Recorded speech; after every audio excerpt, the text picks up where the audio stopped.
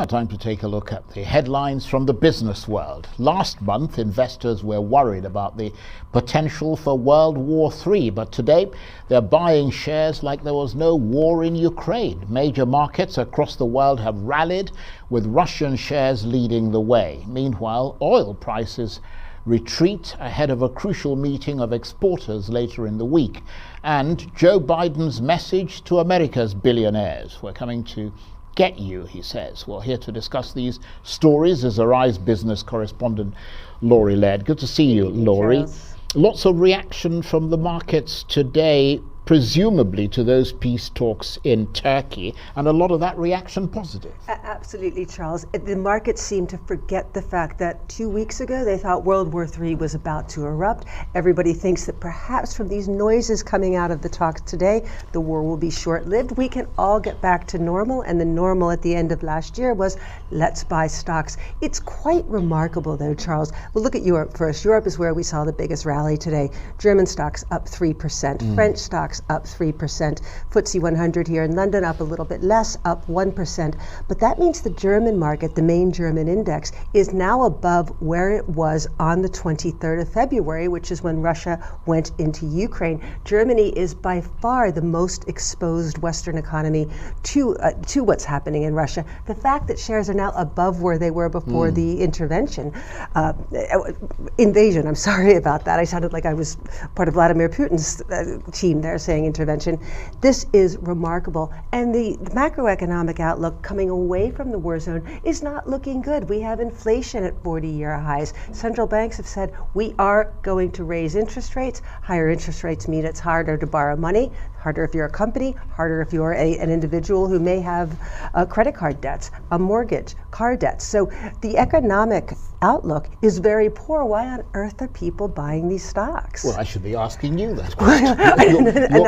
You're the expert. Well, I mean, the thing, it's so interesting to talk about this because you and I were not engaged in the market. We're looking at an overview, but it's all relative to people who are trading on a day-to-day basis. 2 weeks ago, things looked very, very That's grim. a very good point. Things look a little bit better now, but it very much, most of the activity in the markets is a short-term play.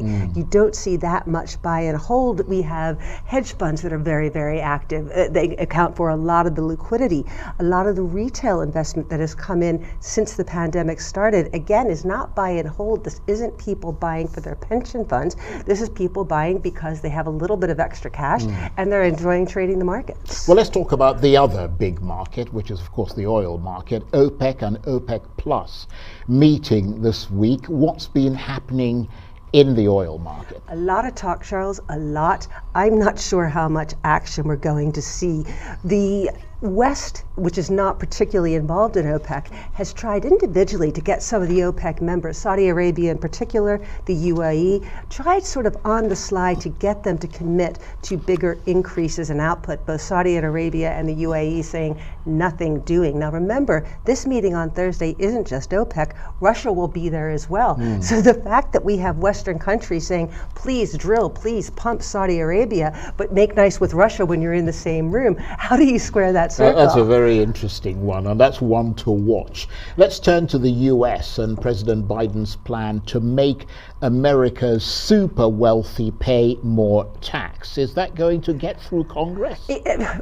Most probably not. And you bring up such a good point. We had this major budget announcement yesterday, but this is symbolic. This is a message that Joe Biden wants to give to people. He has not very much to say on the budget. This has to go through Congress, and this has to be negotiated before the end of September. What do we have after September? Oh, wait, a midterm election.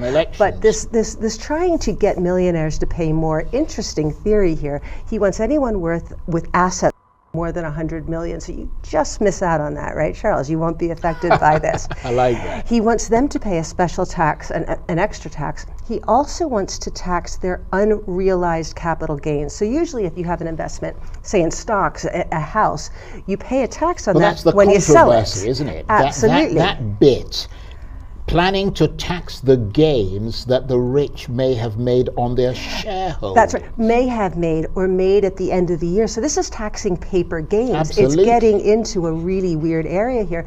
And how do you administer that? How do you value that? You'll need a team of lawyers to be able to do that, both privately and at the IRS, the Internal Revenue Service. Very difficult to implement this. Absolutely. And Mr. Biden reckons all this will raise about $360 billion over 10 years. Now, that may sound like a lot of money, but it's only $36 billion a year. So, I mean, it's not much money, but politically it's a big thing, isn't it? We've got 30 it is seconds. political, and it is a drop in the bucket. This budget is worth $5.7 trillion US dollars. This proposed billionaires tax is going to raise about 16% of that. So symbolic more than anything else, Charles. Laurie, thanks very much indeed. Laurie Laird, our business correspondent.